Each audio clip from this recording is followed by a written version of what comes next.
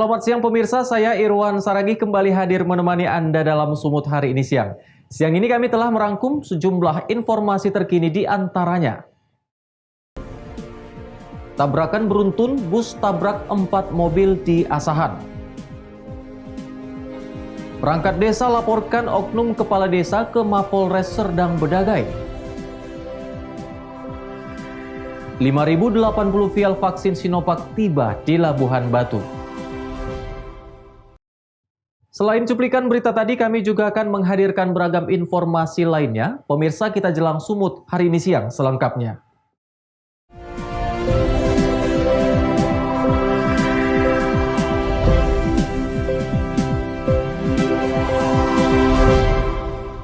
Kita ke informasi pertama, pemirsa. Akibat menghindari jalan rusak, sebuah bus antar lintas provinsi mengalami kecelakaan hingga menabrak 4 unit mobil di jalan lintas Sumatera Kisaran, Sumatera Utara. Tidak ada korban jiwa dalam peristiwa ini, namun beberapa orang mengalami luka ringan.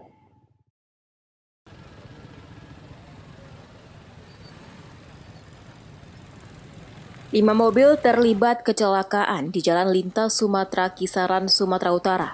Dari kecelakaan tersebut, korban mengalami luka ringan. Kecelakaan berawal saat sebuah bus antar lintas provinsi melaju kencang dari arah Medan menuju Rantau Prapat.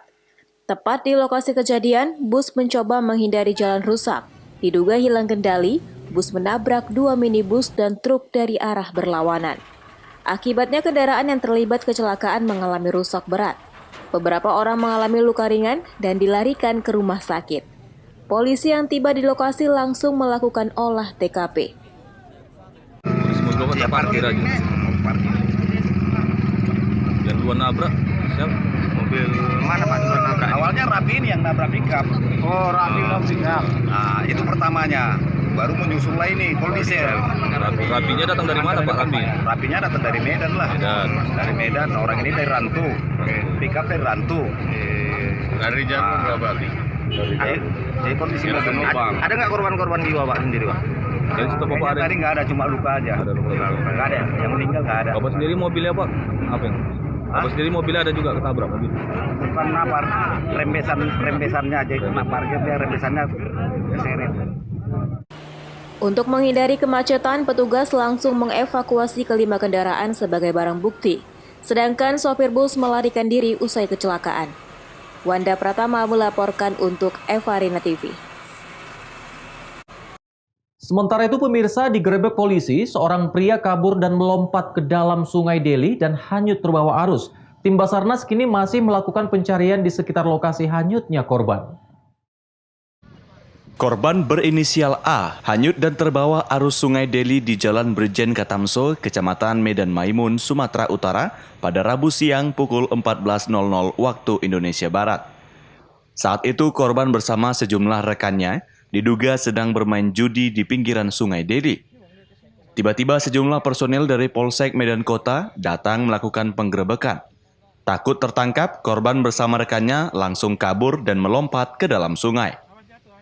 Naas, korban yang diduga tak pandai berenang, tenggelam dan terbawa arus Sungai Deli. Menurut warga, korban melompat ke sungai saat ada penggerebekan yang dilakukan polisi dari sektor Medan Kota. Terus kemudian? Ya nengok gitu aja Pak, pengebekan pelarian orang. Itu yang hilang hanyut warga sini juga Pak? Warga sini. Jadi pada saat itu yang hanyut ini lagi ngapain Pak? Lagi menjudi. Oh, yang gerebek siapa Pak? Lagi menjudi rame-rame di bawah, pelarian. Tim Basarnas dibantu personil Brimob dan Sabara Polda Sumut hingga kini masih melakukan pencarian di lokasi hanyutnya korban. Untuk operasi SAR hari ini pencarian menggunakan penyisiran ya, dari titik dia jatuh ke ini muara sungai lebih kurang nanti 2 kilo. Ini kita dibantu dengan teman-teman dari Disrapta juga menggunakan LCR. Kalau dari Basarnas sendiri kita menggunakan perahu rafting gitu. Dia melakukan penyisiran ke bawah. Nah, kalau info semalam dari saksi juga yang di lokasi, ini si korban menurut saksi ini ada proses penggerebekan dan diduga itu penggerebekan narkoba. Infonya seperti itu. Petugas melakukan pencarian dan penyisiran sejauh 2 km dari titik awal hilangnya korban. Wahyu Pratama melaporkan untuk Eva Arena TV.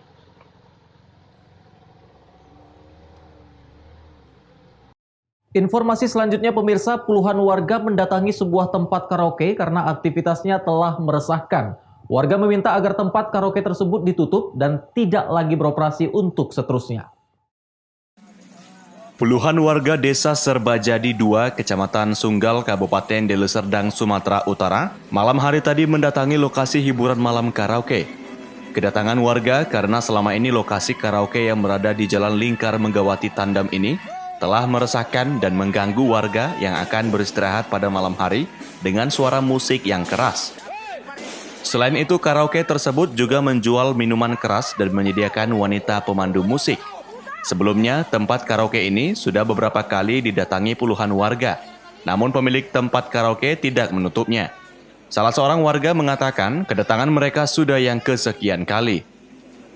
Mereka juga meminta agar pemilik karaoke untuk segera menutupnya karena tempat karaoke ini sudah sangat meresahkan warga sekitar karena beroperasi hingga dini hari. Apa ini? Apa? Udah meresahkan warga Bang KP Bang sampai pagi. Bang pikir, udah berapa kali kami bilang nggak didengarkan. Sampai jam 12 udah kami kasih kompensasi, enggak juga, nggak dipikirkan orang sampai pagi Bang. Udah berkali-kali. Ini udah berapa kali nih warga ini kemarin? Ini udah lebih, udah kelima kali, udah sekian kalinya lah Bang, udah lebih. Jadi ini warga resah lah dengan ada. Resah, sangat-sangat resah. Nah, merasa terganggu. Kalau bisa Jadi warga ini minta apa nih? Minta tutup Bang. Tutup, jangan ada lagi hiburan, jangan ada lagi namanya okuk-okuk tempat maksiat. Kami nggak terima di kampung kami ada tempat kayak gitu. Nah, kami nggak terima Bang. Kebersih nggak ada tempat-tempat kayak gini. Kami nggak butuh tempat-tempat kayak gitu. Kalau mau tempat lain, jangan di kampung kami nggak butuh. Kalau kalian butuh cari nafkah tempat lain, kami nggak butuh. Warga juga meminta kepada pihak yang terkait untuk segera menutup tempat karaoke karena diduga tidak memiliki izin. Wahyu Pratama melaporkan untuk Eva Arena TV.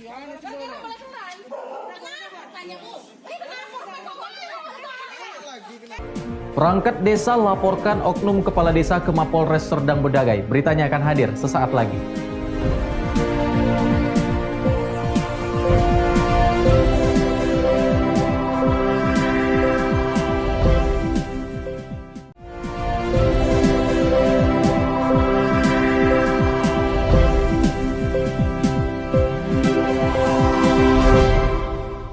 Terima kasih Anda masih bersama kami pemirsa. Tidak menerima gaji selama 9 bulan, 3 orang perangkat desa di Desa Bandar Bayu, Kecamatan Kotarih, Kabupaten Serdang Bedagai, Sumatera Utara, melaporkan kepala desa ke Mapolres Serdang Bedagai.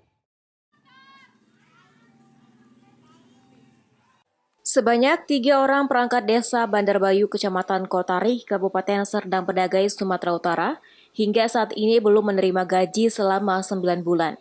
Adapun perangkat desa tersebut diantaranya Kasih Kesejahteraan dan Pelayanan dan 2 orang kepala dusun di desa tersebut. Sejak bulan April hingga Desember tahun 2020 yang lalu, para perangkat desa belum menerima gaji yang seharusnya menjadi hak mereka. Menurut mereka, kepala desa bersedia membayar gaji ketiganya dengan meminta para perangkat desa ini untuk membuat surat pengunduran diri. Hal ini diduga karena pada pemilihan kepala desa bulan Oktober tahun 2019 yang lalu, ketiga perangkat desa ini bukan merupakan pendukung kepala desa yang sekarang menjabat.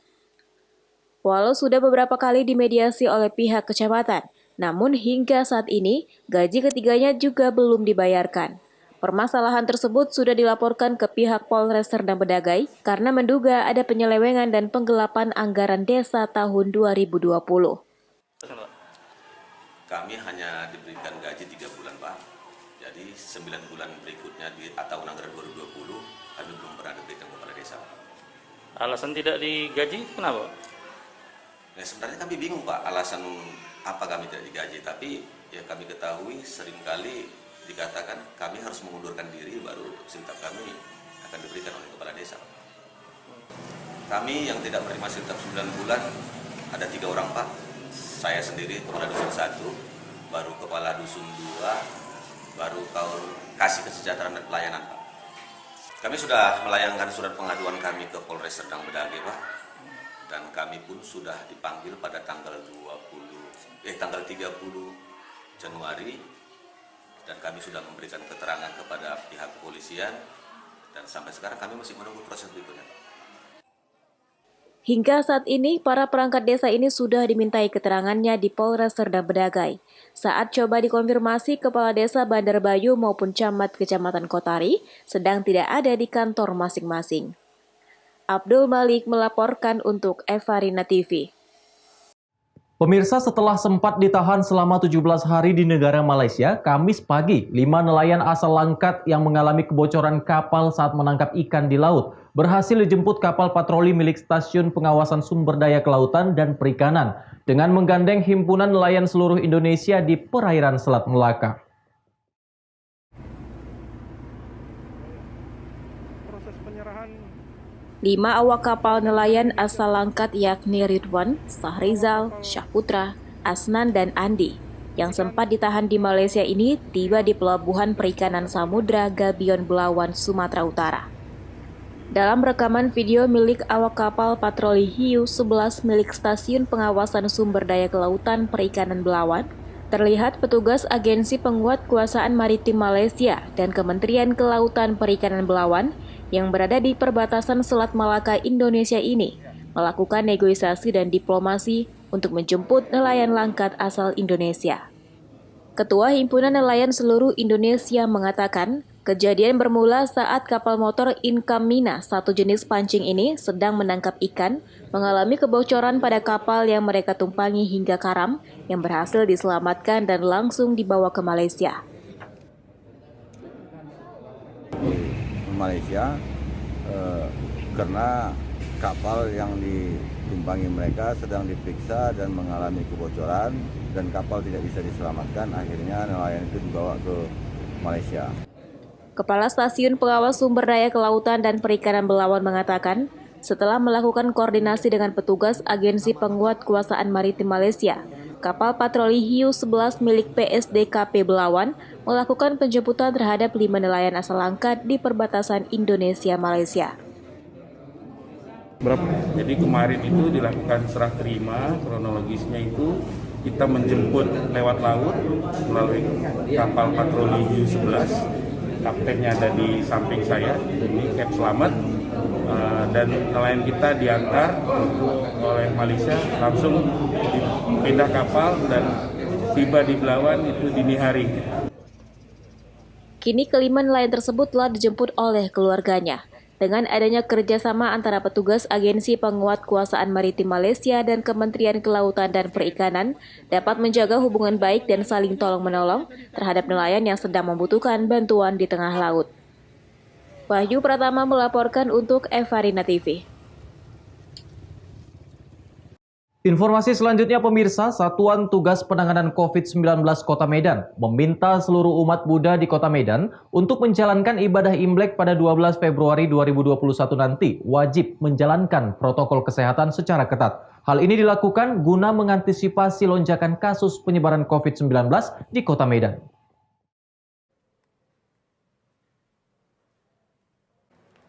Untuk menghindari peningkatan kasus penyebaran COVID-19 di Kota Medan pada perayaan ibadah atau sembahyang Hari Tahun Baru Imlek, juru bicara Satuan Tugas Penanganan COVID-19 Kota Medan, Mardohar Tambunan, meminta kepada seluruh umat Buddha yang ada di Kota Medan dan sekitarnya untuk menjalankan ibadah atau sembahyang Tahun Baru Imlek pada 12 Februari 2021 nanti agar mengikuti peraturan pemerintah dalam menjalankan protokol kesehatan secara ketat. Sebelumnya, pemerintah juga telah mengeluarkan surat edaran Kementerian Agama nomor 23 tahun 2020 tentang panduan penyelenggaraan kegiatan ibadah di masa pandemi COVID-19 yang berisikan imbauan membatasi jumlah umatnya, menggunakan masker, dan menyediakan tempat cuci tangan. Kepada pengurus vihara diminta untuk menyarankan umat yang telah selesai melakukan sembahyang langsung pulang ke rumah masing-masing. Belum seberapa gitu. Apakah kita mau nanya? Agama Buddha ya, itu memang suatu hal hari sakral, nanti mereka akan memperingatinya. Tetap itu dalam bentuk keramaian juga, kita tetap masih sama dengan bentuk yang lama, dengan hari tahun baru maupun dengan hari raya. Tolong tetap semua ya tetap disiplin dalam menjalankan yang namanya menggunakan masker, mencuci tangan maupun jaga jarak. Ini tetap menjadi harga mati. Itu dari dulu saya ingatkan, dan menghindari yang namanya keramaian. Kalaupun tidak bisa dihindari, jaga jarak itu jauh lebih harus menjadi kedisiplinan dari semua orang. Tak terkecuali yang namanya dalam menyambut Imlek, semua dimanapun itu. Jadi itu sudah menjadi kebiasaan baru kita, dan saya rasa itu udah hampir setahun, udah canggung lagi kok sekarang. Maaf kata, masker ini kan kemana-mana tetap kita gunakan. Itu himbauan saya. Tolong nanti semua masyarakat yang dalam melaksanakan kegiatan Imlek ini betul-betul tetap masih menjaga protokol kesehatan. Yang mana memang harus sudah selesai divaksin tenaga kesehatan selanjutnya dan tahap kedua yang mana tetap kita laksanakan. Semua harus berjalan sesuai dengan ketentuan yang sudah kita diarahkan. Ya. Ini gunanya supaya benar-benar nanti bangsa ini sehat. Kalau udah sehat, ekonominya pun bisa berjalan dengan baik. Demikian. Selain menekankan umat Buddha untuk mematuhi protokol kesehatan secara ketat, pihak Satgas Penanganan COVID-19 Kota Medan juga meminta tidak berkerumun pada pesta kembang api yang berpotensi menimbulkan kerumunan massa. Wahyu Pratama melaporkan untuk Evarina TV. Pemirsa, Sumut hari ini akan kembali dengan informasi menarik lainnya. Tetaplah bersama kami.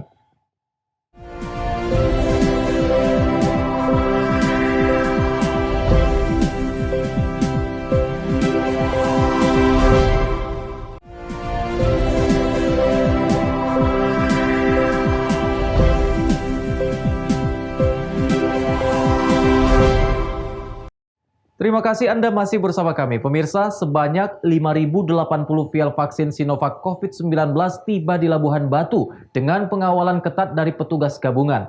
Sebelum disalurkan ke 14 puskesmas di 9 kecamatan, vial vaksin yang disimpan di ruang khusus farmasi milik Dinas Kesehatan Labuhan Batu ini akan dijaga dengan penjagaan ketat oleh petugas gabungan. Dengan diangkut mobil box yang memiliki kabin suhu dingin, 5.080 vial vaksin Sinovac COVID-19 dan sejumlah alat kesehatan pendukung seperti safety box, alkohol swab, alat suntik, dan lainnya yang dibawa tim gugus tugas COVID-19 tiba dan diterima Asisten 1 didampingi Kepala Dinas Kesehatan Labuhan Batu di halaman Dinas Kesehatan Labuhan Batu, Sumatera Utara. Sebelum dimasukkan ke box pendingin yang sudah disediakan pihak Dinas Kesehatan, pihaknya terlebih dahulu mengecek kondisi dan suhu vaksin yang terkemas di dalam kotak kardus tersebut. Asisten 1 Pemerintahan Labuhan Batu, Sarimpunan Ritonga menyebutkan, pihaknya telah menerima vaksin Sinovac sebanyak 5.080 vial dalam kondisi baik, yang mana pada tahap pertama ini diprioritaskan kepada pejabat publik termasuk Forkopimda dan tenaga kesehatan. Pada hari ini telah kita terima vaksin Sinovac COVID-19 dari pemerintah Provinsi Sumatera Utara.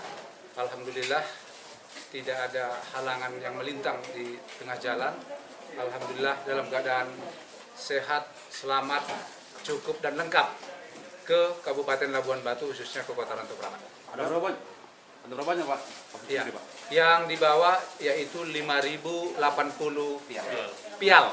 5.080 pial, inilah rencananya akan kita lakukan vaksin di Kabupaten Labuhan Batu.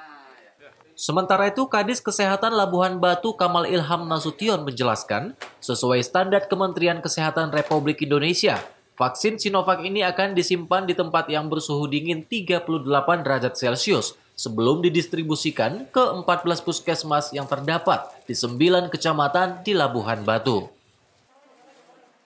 Kita ini penyimpanan vaksin Sinovac ini sesuai dengan standar dari kementerian, bahwasanya ini produk dari Kementerian Pusat untuk penjualan vaksin Sinovac dengan suhu 3,8 derajat Celcius.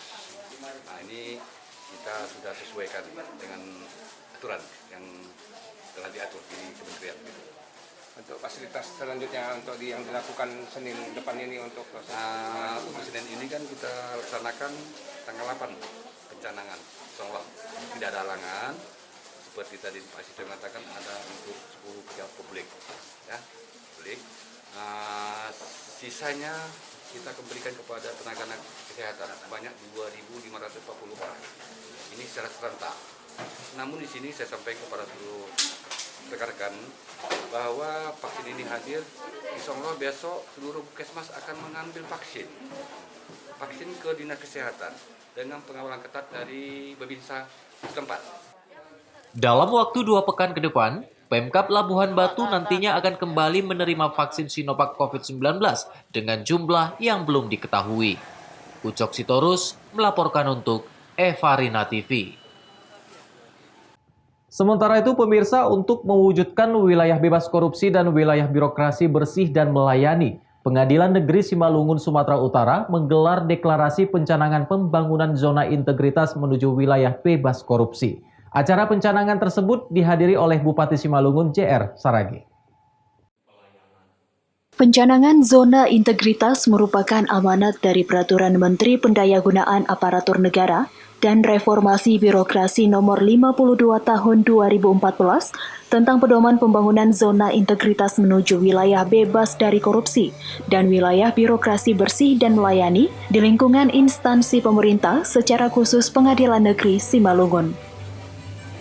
Ketua Pengadilan Negeri Simalungun Abdul Hasin Nasution mengatakan, pencanangan zona integritas yang dilaksanakan merupakan perintah Ketua Mahkamah Agung Republik Indonesia dalam rangka mewujudkan program pembangunan zona integritas menuju wilayah bebas korupsi dan wilayah birokrasi bersih dan melayani di lingkungan Pengadilan Negeri Simalungun. Terkait dengan kegiatan yang digelar pada hari ini, Pak?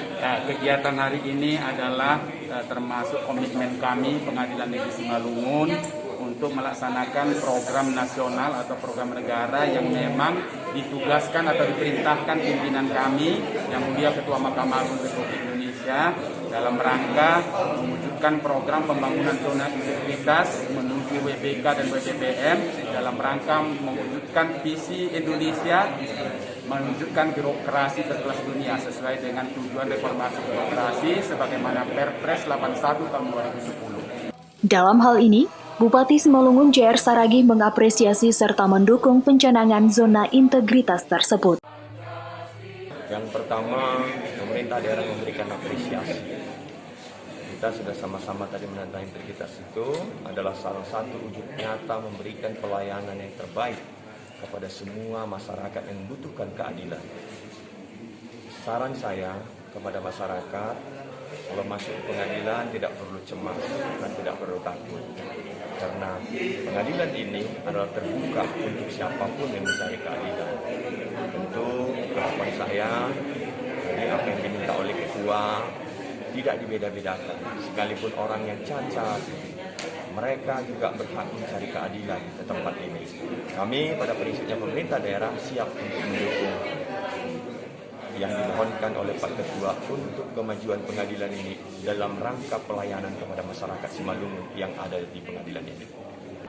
Proses pembangunan zona integritas difokuskan pada penerapan program manajemen perubahan, penataan tata laksana, penataan manajemen sumber daya manusia, penguatan akuntabilitas kinerja, penguatan pengawasan, dan peningkatan kualitas pelayanan publik yang bersifat konkret demi mewujudkan reformasi birokrasi. Diharapkan pembangunan zona integritas di Pengadilan Negeri Simalungun dapat mewujudkan budaya pengadilan negeri kelas 1B yang sesuai dengan nilai-nilai moralitas ketimuran. Ebit Masdar melaporkan untuk Evarina TV.